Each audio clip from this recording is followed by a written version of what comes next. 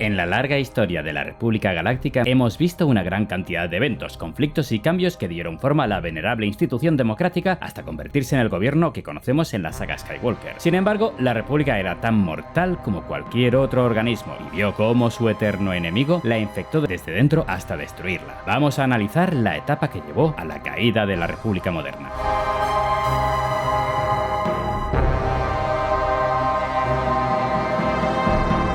Ha sido un viaje largo, lleno de escenas fantásticas y visiones terroríficas, pero hemos llegado finalmente al momento de la historia de la República que nos sitúa en el territorio de las precuelas. Nos encontramos unos 113 años antes de la caída de la República, un periodo que se sitúa entre lo narrado en The Acolyte y la amenaza fantasma. La República de esta época había vivido ya el gran renacimiento de la Alta República y logrado superar la crisis Nihil que derivó al final de esa etapa. Esta república se encuentra segura y dominante ante enemigos y rivales gracias al éxito y seguridad que sus caballeros Jedi garantizaban a los sistemas miembros y que vio un milenio de una galaxia sin guerras a gran escala. Estos sistemas representados en el Senado eran testigos de los cambios que estaban tomando forma en la galaxia. Atrás quedó la enemistad entre el pueblo de Mandalore y la República, que si bien lejos de asociarse, acordaron un tratado de neutralidad que garantizaría que la República no interfiriera en los asuntos de Mandalore. Sin embargo, el continuo crecimiento republicano se frenó en esta etapa. Muchos senadores estaban preocupados porque su poder e influencia disminuyeran con la llegada de nuevos territorios que consideraban rivales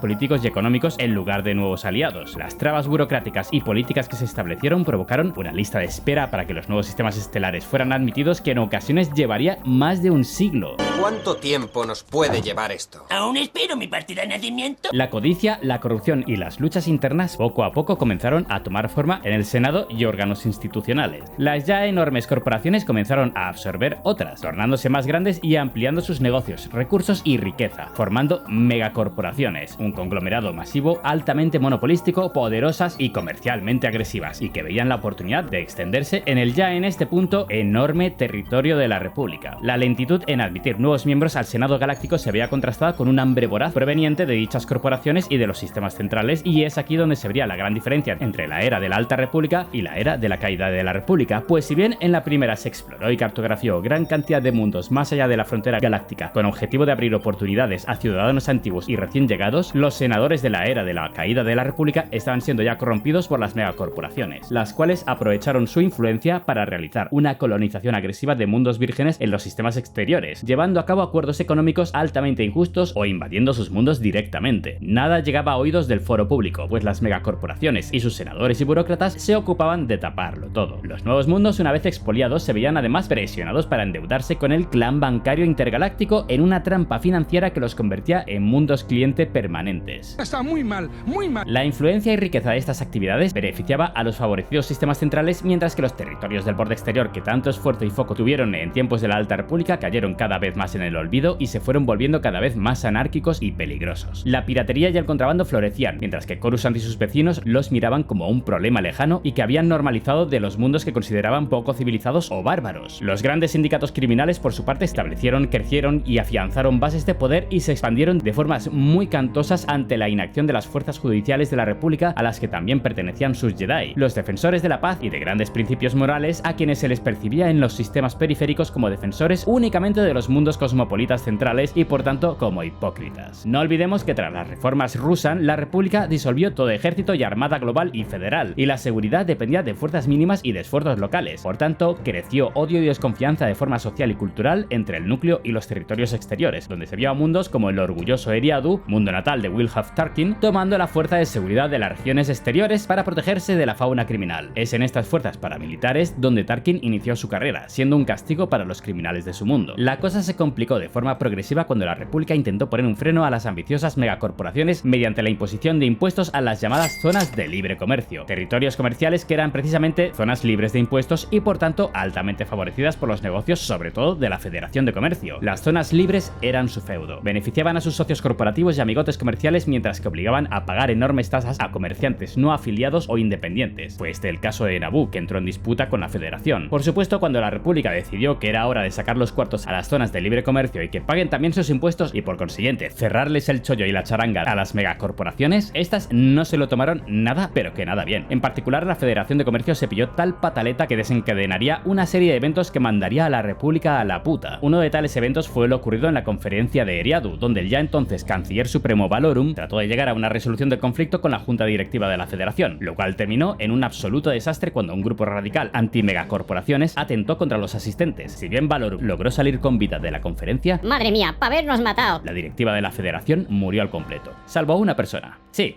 este tipo. El virrey Newt Gunray tomó las riendas de la megacorporación como el nuevo virrey de la Federación de Comercio, mientras que el resto de sus panas neimoidianos infestaban el resto de posiciones de poder, incluso representando los intereses de la Federación en el Senado. Valorum, sin embargo, no aflojó ante el ataque y las presiones neimoidianas, y acabó por imponer los impuestos a las rutas comerciales de la zona libre con el interés de minar el monopolio de la Federación. Esta respondió, y como represalia, ejecutó un bloqueo planetario sobre el pacífico mundo de Naboo usando la disputa comercial por el plasma como excusa conveniente. Esto, por supuesto, era en realidad una de las muchas maquinaciones y argucias de los Sith, quienes se mantenían ocultos en las sombras desde hacía un milenio y estaban manipulando e influyendo en estos eventos utilizando la avaricia de las megacorporaciones y la inacción de la República para derribarla desde dentro. Y es que el senador del mundo bloqueado fue Sheev Palpatine, que ocultaba su identidad Sith de Darth Sidious y pretendía conseguir la simpatía y el favor del Senado y de la República por la invasión de su mundo natal de Naboo, invasión que orquestó él mismo haciendo uso del enorme ejército droide que la Federación ya tenía a su disposición.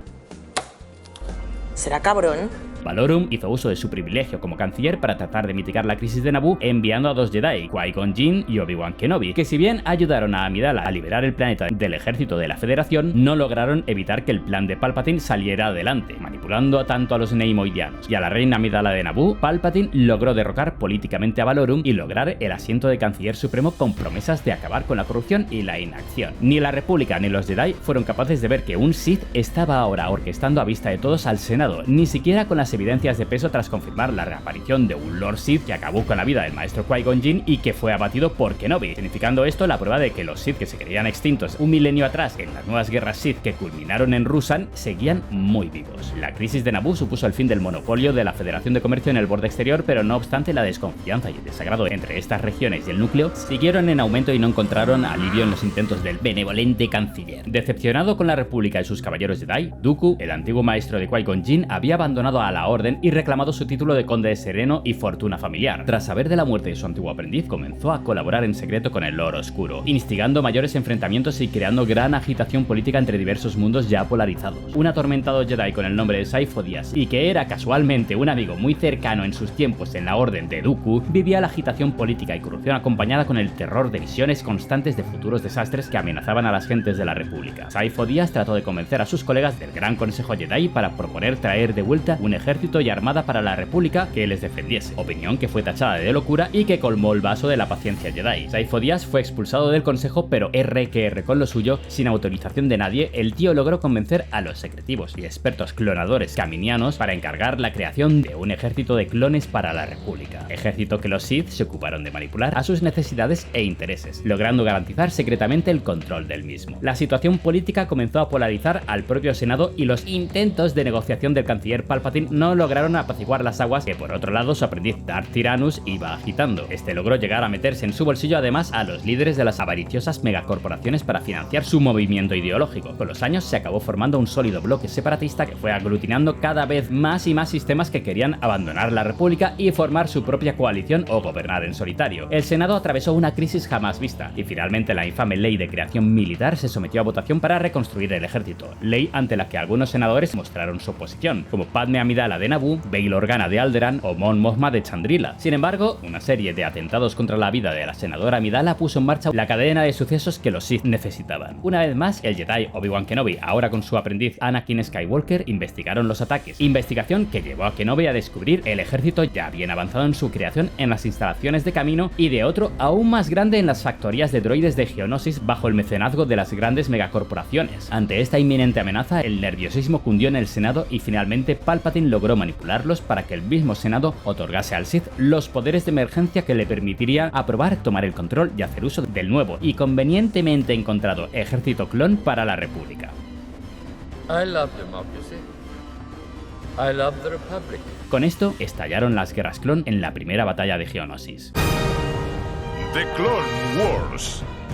El arranque del gran conflicto final de la República vio el nacimiento oficial de la Confederación de Sistemas Independientes, que aunaba los esfuerzos bélicos y defensivos de las fuerzas que componían a las distintas megacorporaciones y mundos miembros como Raxus, Geonosis o Umbara. Con una galaxia obligada a elegir bandos, la guerra se extendió rápidamente por todo su territorio y una carrera armamentística y diplomática por conseguir los recursos militares más vitales y llegar a acuerdos con sistemas estratégicos o poderosos, como fue el nefasto acuerdo que la República alcanzó con el corrupto clan Hutt en favor de ganar acceso a sus hiperrutas y territorio, y que con el tiempo sirvió a la ventaja de los Hutt. El ejército clon se mostró muchísimo más superior y creativo que el ejército droide, el cual se apoyaba sobre sus arrolladores números. Los caballeros Jedi se volcaron desde el inicio en la labor de dirigir el nuevo ejército, y los defensores de la paz se vieron convertidos ahora en guerreros, perdiendo de vista sus valores y lo que en el corazón de la República estaba ocurriendo. Mientras miles de frentes de combate se abrían y se apagaban continuamente por la galaxia, el canciller Palpatine logra afianzar todavía más su poder y socavar a la República y a los Jedi desde dentro, extendiendo su mandato, ganando el control del clan bancario y convirtiéndose poco a poco en el máximo dictador de la era moderna. Ambiciosos y peligrosos trepas oportunistas comenzaron a emerger por todas partes de los sistemas de la galaxia como ratas, aprovechando las oportunidades que la guerra les ofrecía, buscando el favor de Palpatine, y muchos de ellos lograron una nueva posición propuesta por el canciller, la de gobernadores de sus propios sistemas mientras durase la guerra, una decisión que restaría poder al Senado, cuyos senadores leales a los valores de la República seguían luchando por conseguir una desescalada de la guerra y abrir conversaciones para negociar la paz con los separatistas. Pese a ello, siempre la oscura mano del Sith lograba adelantarse a sus movimientos.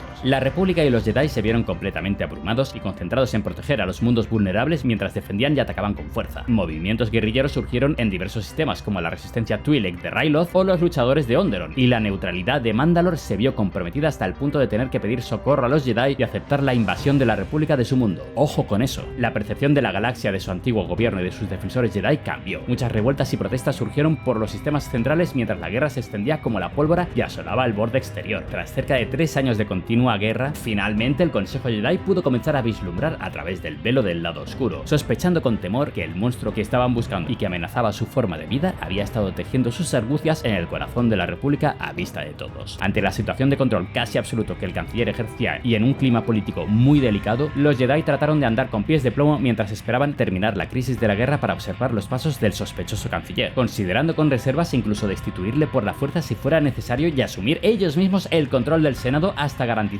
una transición de vuelta a los valores democráticos. Ojo con eso también. El canciller por su parte trató de introducirse en los asuntos Jedi presionando para que estos aceptasen al héroe de las guerras clon, Anakin Skywalker, y fiel pana de Palpatine, como nuevo miembro del Consejo Jedi, mientras que este pretendía usar a Skywalker a su vez para espiar los movimientos del canciller. Por su cuenta, los senadores, que no eran tontos y que fueron testigos de cómo la autoridad del canciller alcanzaba niveles sin precedentes, formaron la delegación de los 2000, un grupo de 2000 senadores que intentaron mostrar su preocupación por la acumulación de poderes y demandaban al canciller que devolviese dichas capacidades de vuelta al Senado. Un reducido grupo de estos lealistas discutió en petit comité y a puerta cerrada posibles acciones para prevenir una posible dictadura, que incluía la formación de un movimiento de rebeldía contra el canciller y que sentaría las semillas de la futura alianza rebelde. Finalmente, la guerra dio un vuelco cuando Anakin Skywalker decapitó el movimiento separatista al acabar con el Conde Dooku, que novia a su vez liquidó el liderazgo militar del ejército droide. Hello there.